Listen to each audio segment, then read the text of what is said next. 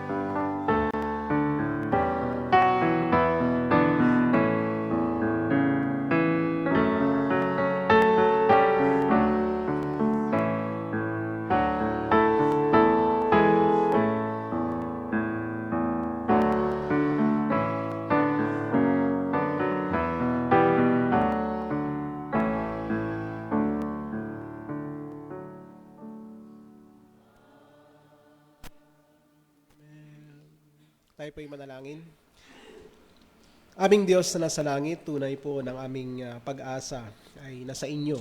Ito po ay nakabatay sa inyo pong mga pangako, nakabatay sa inyo pong mga salita. Sapagkat kayo ang Diyos na kung saan tapat sa inyo pong mga pangako, tapat sa inyo pong mga salita. Kaya marapat lang na ilagay namin ang aming pong buong pagtitiwala sa inyo. Kaya sa gabing ito, kami po'y patuloy po na lumalapit sa trono po ng inyo pong biyaya upang hingin ang inyong gabay, hingin ang inyong tulong sa aming pong pulong panalangin. Naway patuloy po na sa aming pong pagsambit ng mga panalangin, ito po ay may pagtitiwala sa inyo na tanging kayo lamang ang siyang tutugon sa aming pong mga panalangin.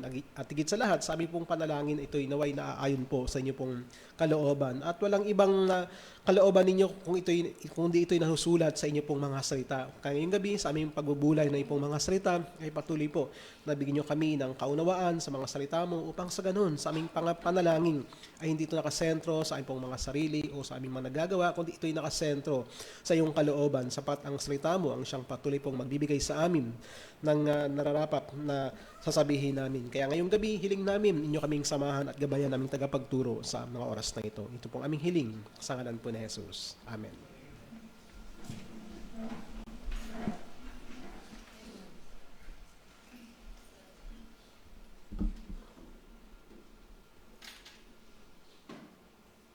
Good evening. Tayo magpapatuloy sa ating series tungkol sa panalangin sa Psalms 86. The last time ating pong napag-aralan ang taong nangangailangan sa panalangin. verse 1. At ngayon naman, dumako tayo sa verse 2, basahin natin. Psalms 86 verse 2. Ingatan mo ang aking buhay, sapagkat ako'y banal na tao. Ikaw na aking Diyos, iligtas mo ang iyong lingkod na nagtitiwala sa iyo. Ito po'y isang panalangin na tuturo sa atin paano mapalakas ang ating buhay panalangin. Paano mapalakas ang ating buhay panalangin. Let's pray. Panginoon, nagpapasalamat kami sapagkat kami po ay inyo pong iniligtas upang magtiwala sa inyo na hindi na kami mamuhay sa aming mga sariling lakas, sariling kakayanan, kundi nakadepende kami sa iyo pong biyaya at pagkasoberano sa buhay namin. Na maging sa aming panalangin, hinihiling ninyo palagi, Lord, na kami po'y makipag-usap sa inyo sapagkat ito ang nararapat. Kaya samahan nyo kami, Panginoon, turuan nyo kami. Paano po namin mapapalakas ang aming buhay panalangin? Ito ang aming dalangin sa pangalan ng Panginoong Hesus. Amen. Nung tayo ay Pentecostal pa, maaring hanggang ngayon, laging programa ng mga iglesia na magkatipon upang magkaroon ng seminars tungkol sa panalangin. Dahil ang hangad ng mga Kristiyano ay magkaroon ng kapangyarihan ng kanilang panalangin. Magkaroon sila ng power upang anuman ang hingin nila ay gagawin ng ating Panginoon. So marami silang teknik na tinuturo, mga paraan, mga libro, kung paano maging powerful sa panalangin. Pero ang tanong, ito ba talaga ang kasagutan upang tayo po ay lumalim pa o mapalakas pa sa ating panalangin? Palagi ko dapat direkta lang tayo sa salita ng Panginoon. Ano ang itinuturo sa atin dito, paano natin nakikita ito sa halimbawa ng mga taong nasa Biblia, at paano natin gagawin ito sa buhay natin. Ang panalangin walang kapangyarihan kapag hindi tama ang tamang panalangin. Ang kapangyarihan natin nasa Diyos lamang. Ngunit, ang Diyos ay tumutugon sa mga taong nararapat tugunan o tugunin. At yun ang ating tatalagayin ngayong gabing ito. Ang panalangin ay hindi lamang basta ito ay magkaroon tayo ng kapangyarihan o pag tayo ay humihingi ng paghiling. Ang totoong panalangin, ito yung tamang pakikipag-ugnayan natin sa Diyos. Sa talatang ito na ating pag-aaralan, makikita natin ang tatlong mahalagang katotohanan na magpapalakas sa atin sa buhay panalangin kapag tayo ay nanghihina o nahihirapan. Dito mapapalakas ang ating buhay panalangin. Tatlong mahalagang katotohanan. Unang katotohanan, mga kapatid, kilalanin mo ang iyong halaga sa mata ng Diyos. Marami ang nananalangin, ang tinitignan nila kung gaano sila kahalaga, kung gaano sila makapangyarihan sa mga pananalita, pangungusap, pero ang tamang paraan upang tayo mapalakas sa panalangin ay kilalanin natin ang ating halaga sa Diyos. Ganito ang sabi ni Haring David sa verse 2, ingatan mo ang aking buhay sapagkat ako'y banal na tao. Yun ang sinabi ni Haring David, banal na tao. Sa atin, mahirap nating angkinin o sabihin sa ating kapwa, nananalangin ko si banal. Banal ako eh. Pero yun ang totoo eh. So ano ba ibig sabihin ng banal? Na alam natin, ang banal ang mga tao ng Diyos, ang mga iniligtas niya. Hindi ibig sabihin si David ay isang perpekto, kaya sinatawag niya ang kanyang sarili banal. Siya mismo ang tumawag sa kanyang sarili na banal mismong sa harapan ng Diyos. Yun ang kinikilala niya sa kanyang sarili, na siya ay nananalangin at effective ang kanyang panalangin dahil siya ay banal sa harapan ng Diyos. Banal, alam natin, ibig sabihin, itinalaga. Tayo'y itinalaga, inihiwalay sa marami, at tayo'y itinalaga sa Diyos, meaning to say, tayo'y pag-aari ng Diyos. Nangyari ito sa ating kaligtasan, sa order of salvation. Kailan ba tayo naging pag-aari ng Diyos. Nung tayo pinanganak na muli, binigyan ng repentance and faith, yun ang ating response, kaya tayo ay na-convert. At dahil sa conversion na yan, inari tayong anak. At tayo ay inaring ganap. John 1:12, lahat ng tumanggap at sumampalataya sa kanyang pangalan ay binigyan ng karapatang maging anak ng Diyos. At dahil anak ng Diyos, hindi ka na anak ng sanlibutan, ikaw ay hinugot sa sanlibutan, ikaw ay iningatan, inari ng Diyos, banal ka sa Panginoon. Kaya si David talagang tuwiran sinabi, ako'y banal sa iyong harapan. Ibig sabihin, alam mo, Panginoon, ako'y nakatalaga lamang sa iyo, hindi sa aking sarili, hindi sa mundo, ako'y pag-aari at para sa Diyos lamang. At naging tapat siya, hindi dahil talagang sinikap niya maging tapat. Naging tapat tayo dahil tayo'y ginawang tapat ng Diyos. Kaya kung magsasalita tayo, ako'y banal, inaangkin mo, alam mo ang iyong salvation, alam mo ang iyong pagkakatawag, ikaw ay pinili ng Diyos, pag-aari ng Diyos, at dapat magluwalhati sa Diyos. Yun ang problema sa mga maraming mga nagpapanalangin, may mga seminars, may mga technique, pero hindi nila nakikita yon. Nasaan ba ang kapangyarihan? Nasa Diyos ng panalangin. Pero ang kapangyarihan ng Diyos ay nangyayari lamang doon sa kanyang mga binanal, sa kanyang mga iniligtas na kanyang mga pag-aari. So anong tinuturo nito sa atin, mga kapatid, bilang Kristiyano? Aminin natin tayo'y banal at mamuhay tayo bilang banal, na tayo'y pag-aari ng Diyos at tayo'y para sa Diyos at hindi para kung kani-kanino. Tayo po'y banal, pag-aari at nakatalaga para sa Kanya. Kaya lumapit tayo ng may pagtitiwala dahil tayo ay Kanya. Nagkakaroon tayo ng kapangyarihan, kapangyarihan yung ating panalangin, hindi dahil sa atin, kundi dahil ang Diyos nalulugod sa atin na tayo'y kumikilala sa Kanya, na tayo'y Kanyang banal. So paano tayo magpapalakas sa aral na ito? Huwag matakot at magwalang bahalang lumapit sa Diyos. Inaantay ng Diyos ang ating panalangin, itinalaga tayo dyan. Kanya nga, huwag tayong tatamad-tamarin na tumawag sa Kanya. Huwag tayong mag-alinlangan na tumawag sa Kanya.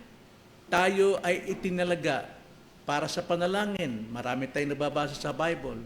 Pray without ceasing. Yan ay tinuturo niya sa Kanyang mga iniligtas, mga binanal. Kaya dapat hindi tayo nahihiya na manalangin dahil ang Diyos ang naghihintay sa atin ano yung ating kahilingan.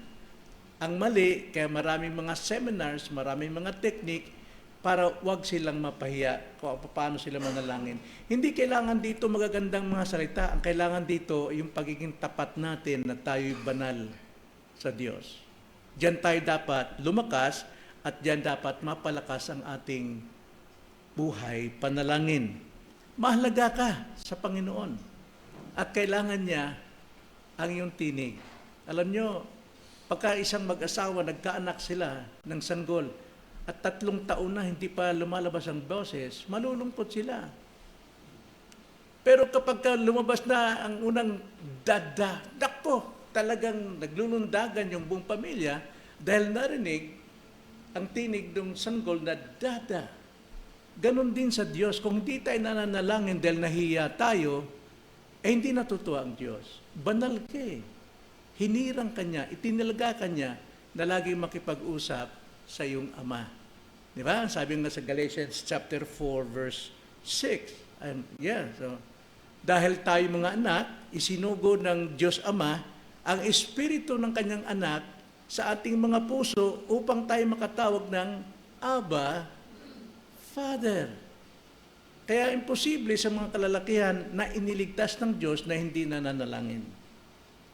Okay? So, doon tayo mapapalakas sa ating prayer life kung kilala natin ang ating halaga sa Diyos. Tayo ay banal. Ikalawa, kilalanin mo ang iyong katayuan bilang lingkod ng Diyos. Lingkod tayo, hindi tayo amo na dinidiktahan natin ng Diyos. In Jesus' name, lumayas ka, Satanas. Panginoon, pala. No. Kailan kausapin natin as Father.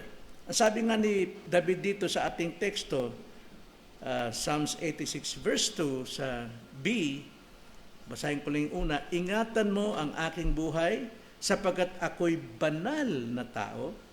Ikaw na aking Diyos, iligtas mo ang iyong lingkod. Now, alam natin si David dito ay hari. Hindi niya tinaas ang kanyang pagiging hari, kundi ang sabi niya, lingkod. Pag sinabing lingkod, pag-aari pa rin ng Diyos. Wala siyang karapatan sa kanyang sarili. Wala siyang dangal. Kundi ang tanging alam niya ay yung dangal ng Panginoon na nagligtas sa kanya. Kaya marami ang nananalangin na hindi lumalago sa kanilang spiritual life o sa prayer life sapagkat hindi sila nananalangin sa personal, sa tahimik lamang. Kundi doon sila nanalangin sa marami dahil narinig ang kanilang boses. Lingkod dapat. Lingkod. Hindi ito pakitang tao. Dapat alam natin ang ating katayuan sa Diyos. Ang pagkilala ni David na siya'y lingkod, nagpapakita ng kanyang pagpapakumbaba. Sa prayer life, lumalago tayo habang bumababa tayo sa harapan ng Panginoon. Dito makikita natin si David, wala siyang reputasyon eh. Hindi niya hinahanap ang kanyang reputasyon sa harapan ng Diyos, kundi ang reputasyon ng Diyos ang kanyang tinataas. Ikaw ay aking Diyos. Yun ang kanyang sinabi. So ang tagapagligtas ay laging nakahandang sumaklolo sa mga taong kanyang itinalaga, kanyang binanal, na nangangailangan ng buong kapakumbabaan. So paano tayo mapapalakas sa mga aral na ito? Well, hindi mo kailangang kayanin ang lahat ng bagay sa buhay mo na mag-isa. Mayroong Diyos. Ikaw ay banal. Ikaw ay tinalaga. Ikaw ay nasahang tumawag sa Kanya. So tungkulin ng Panginoon ay ligtas at gabayan ang Kanyang mga pag-aari, ang Kanyang mga lingkod. Na hindi naman tayo dapat magmalaki, kundi dapat lalo tayo magpakumbaba na kaya tayo tutulungan ng Panginoon dahil tayo ay umaangkin na Kanyang banal at mapagpakumbaba. Then ikatlo, kilalanin mo ang iyong tiwala sa Diyos. Basahin natin again ang verse 2. Ganito ang pagkakasabi. Ingatan mo ang aking buhay sapagkat ako'y banal na tao. Ikaw na aking Diyos, iligtas mo ang iyong lingkod na nagtitiwala sa iyo. So, nagtitiwala sa iyo, ibig sabihin diyan, kahit si David, alam naman natin ang kanyang katawan kung sino siya. Pero lagi siyang nagtitiwala sa Diyos. Minsan siyang hindi nagtiwala, anong nangyari? Bumagsak siya sa temptation kay Bathsheba. Bumagsak siya sa pagpatay kay Urias. Nawalang kanyang tiwala. Kaya ang sabi Nathan sa kanya, nung siya ay rebukin at humingi siya ng kapatawaran dahil doon na niya lalaman siya nagkasala sa Diyos. Pero sabi ni Nathan, okay, pinatawag ka ng Panginoon, pero hindi mawawala sa iyo ang tabak, ang consequence hanggang sa iyong mga anak. At nagdusa nga ang kanyang mga anak. Kaya napakalungkot para kay David yun, na siyang dahilan para mamatay siya sa kanyang katandaan, gayong hindi pa nang talaga siya matanda. So, kailangan natin dito ang tiwala sa ating panalangin. So, ang pundasyon ng mabisang prayer ay ang tiwala talaga. Ang pagtitiwala natin sa Diyos. Hindi sapat na prayer lang o gumamit ng mga formula tulad sa mga seminars. Hindi sapat yun. Kundi kilalanin ang iyong sarili at isuko ang sitwasyon natin sa Diyos. Nandun lagi ang ating pagtitiwala. Kaya, ano tinuturo nito sa atin?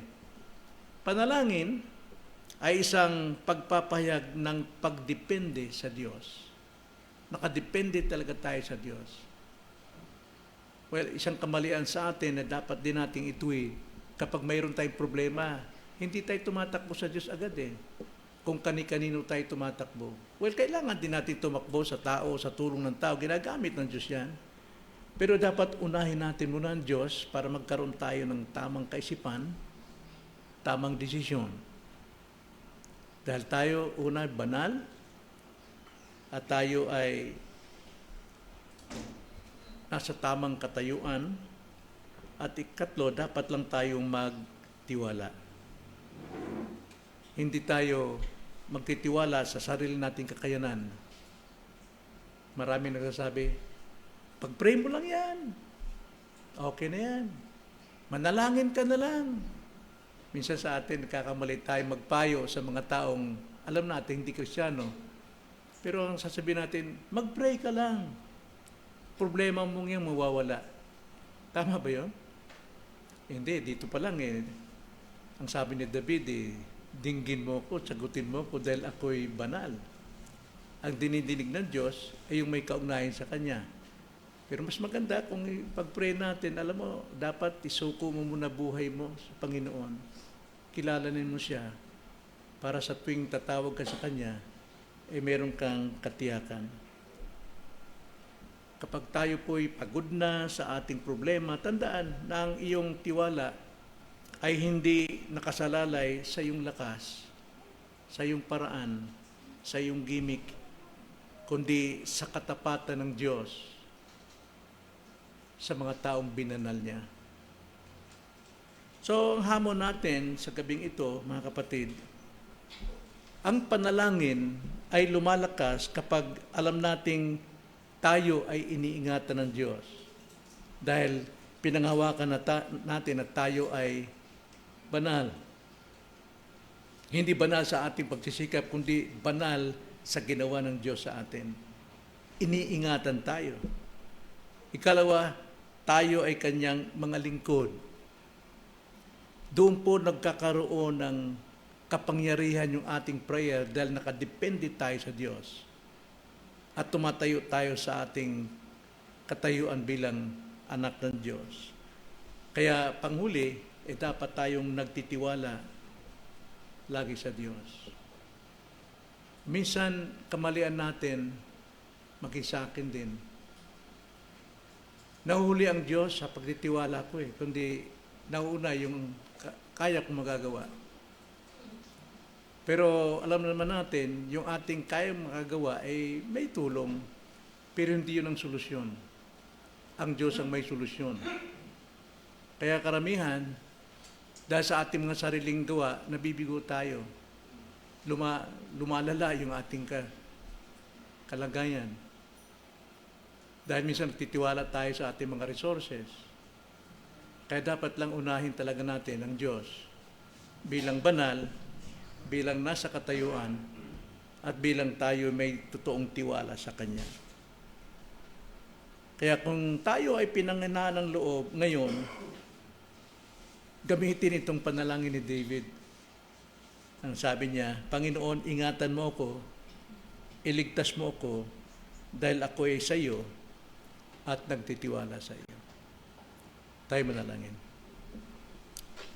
Panginoon, purihin ka, O Diyos, sa iyo pong kabutihan, sa iyo pong kapangyarihan. Nariyan lang po, Ama, ang iyo pong solusyon sa amin na nangangailangan.